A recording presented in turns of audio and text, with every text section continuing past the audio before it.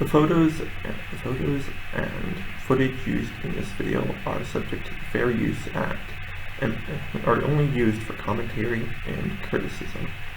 Please respect the medium and purchase wherever possible. Thank you. Alright, now that we got the legal stuff out of the way, because I thought I might do that. So, today's topic, as you can guess, is on My Hairiest Adventure. My Hairiest is kind of a weird one. It's kind of like someone read The Island of Dr. Moreau, but did the wrong fusion dance with East Proctor. This is one of those books that, when you're younger, it seems kind of boring. As an adult, it gets slightly darker. Not any less boring, kind of. It starts as any good adventure does, with the protagonist running with bread in their mouth from Orca. Wait, shit. Oh, this is the wrong script, fuck. Okay, so it starts with a boy named Larry running from dogs. He's inner monologuing about how he hates dogs, and because they're always chasing him. And to be fair, the dude has better reason for not liking dogs than all of East, or dog free. Those people are fucking crazy. Right? So you see, the stray problem in Larry's town is kind of a real, just that problem. Because there's no like rescue groups, kind of like pit bulls and parolees, because to take care of and help people adopt these dogs. And so he's always getting chased by these strays. Larry was just trying to get to his band practice, which has been some exposition as Larry trips, or the plot. Actually, no, exposition comes a little later. As Larry trips and falls from a tree, depends on the medium, and he's saved by a pack of dogs by his friend Lily, who is as heterochromia. Remember that. Now, like John mentioned, the episode is like, she's pretty cool for a girl. Yeah, you can't outrun fucking dogs. What do you fucking have? But the episode's like just small and cute. The book's just small and cute. Right? It says she's just small and cute, okay? And then they make their way to Lily's garage, where they practice for the Battle of the Bands. The thing is, they suck. And they have to beat the Goosebumps minor antagonist number 2, a kid who has rich parents and everyone likes them more. Now this one is named Howie. His band, Howie and the Shouters, I think. And after practice, they do a snowball fight. Now, yeah, a little later. I'm getting ahead of myself. The gang notices a dumpster and goes diving in it. Now,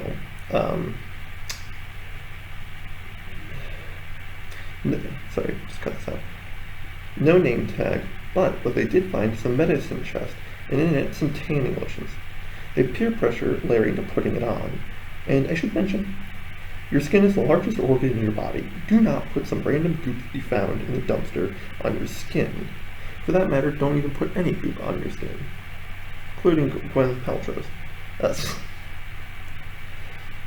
Right. But Larry and Co. didn't really have this common sense, so they do it anyways. And after the fact, they find the lotion is expired. Big fucking whoop. Right. This next section is kind of realistic for a child, and I'll explain that in a moment. But first, fainting boy. Yes, apparently Larry has weak sweat glands, and he passed out from overheating due to the running earlier and the snow fight. Fucking weak sweat glands, Jesus Christ, that's weird. Very odd. Now his doctor, Dr. Merkins, has to give him shots every 2 weeks because of it. Not for any ulterior motive, of course. That night, Larry finds hair on the back of his hands, between the webs of his fingers, and freaks out. And then he goes to shave it with a razor, which, I could not imagine shaving the webs of my hands. That'd be fucking awful. If I didn't cut himself more, I cut myself just shaving my fucking neck. Right. So next morning, this conversation with, it's kind of like the conversation JonTron memed. It's like, work the shit out of. And Larry asks Lily if she's growing hair. I'll leave it at that. You all know that one. Now to kind of touch on Larry. His theory is that this whole hair thing might be the work of the tanning lotion. And that's very realistic for a kid. They miss something wrong and they go to immediately to the last thing they did. Maybe it's that. Maybe it's that tanning lotion, it's growing hair, because they don't know any better. Very interesting to see that written. And he has another hair incident. Harrison? Possibly. Anyways, it has to put on mittens and hide from the principal. Because apparently we'll get into the whole, can of worms this book is. Now, let's skip an encounter with the principal and Howie, because those are a dime a dozen in these books. And you've got Saturday morning run with Mr. Boyd. Larry's dad runs with Larry every morning, Saturday morning, which kind of seems counterintuitive to the whole week split glands thing. But hey, what do I know? During this run, Larry confides in his dad that he's growing hair on his body. Not unusual for a 12-year-old kid. But Larry's like, no, Dad, this is different. And that he's certain that the lotion's involved. Alright? Also, I just kind of realized there's a bit of a layered joke to the book. And Larry rubbed lotion on himself. And the first place he grew hair was on his hand. Well, if you don't know, that's an old, wives' tale. Or I should say, maybe wives' tale is a bit like, not PC, but in a sense, one of those things your parents tell you, so you don't do something they don't want you to do. In this case, fluffing, to borrow a phrase from Lost Paws. And yeah, and R.L. Stine wrote joke before he wrote the kids' horror, so I feel like that might have been intended. And then the book as a whole is in puberty allegory, so that just kind of adds weight to the theory, I think. And I don't know, I think it just was meant to go over his head. But if an adult had read this, it wouldn't. Alright. Anyways, these guys must be in Canada, because they got into the doctor's office immediately, without a call. Some free healthcare shit. And Dr. Merkins says that it says that the lotion couldn't have done anything, obviously. And if it could, they'd have the cure for baldness. Now there's a funny little bit about that in the episode where he just looks at, Larry's, the guy who plays Larry's dad is like, hey man, gives him a look, because he's balding. But when Larry's friend Manny and Lily go missing, he's kind of unsatisfied with the answer. Because that's fucking dark as hell.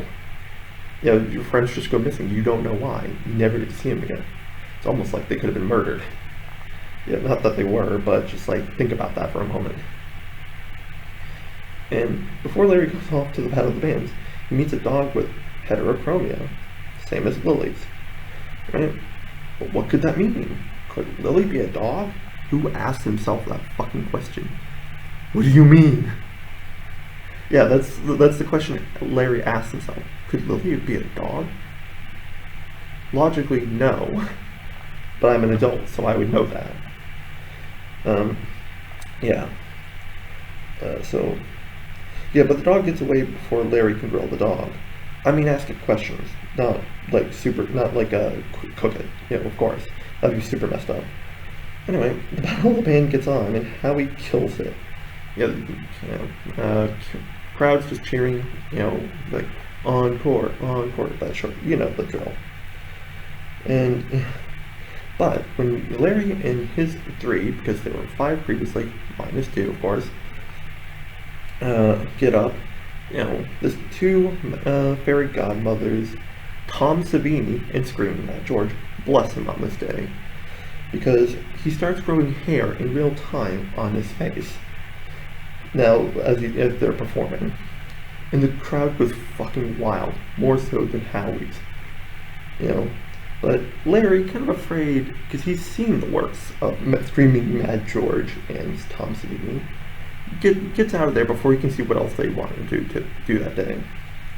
But Larry doesn't, so he goes to his house, and by the time he gets there, he's covered in head to toe in hair. Reject humanity. Return to dog. Because yes, Larry's a dog. He's always been a dog. He never changed into a dog. Sorry, making that, kind of joke, but like, Yeah, he's just always just dog. Yeah, so he apparently, as a little puppy, he was transmuted into human form by Dr. Merkins. You'll see where the Dr. Moreau influence comes in now. And all the strays who are kids who've reverted to dog. Because that's what the town is, apparently. It's just a testing ground for Dr. Merkins' experiments. All the parents don't actually have kids, they have dogs. And after 12 years, the serum that he uses, the shots he would get every 2 weeks, Larry would get every 2 weeks, is, wears off and it doesn't ever work again. Which is kind of fucked up, I guess. Going from dog to human dog. Right? Yeah. And that brings an existential crisis into question for Howie, because he doesn't know this yet. But he's going to find out, I guess. Yeah. Sorry to turn off on a weird note.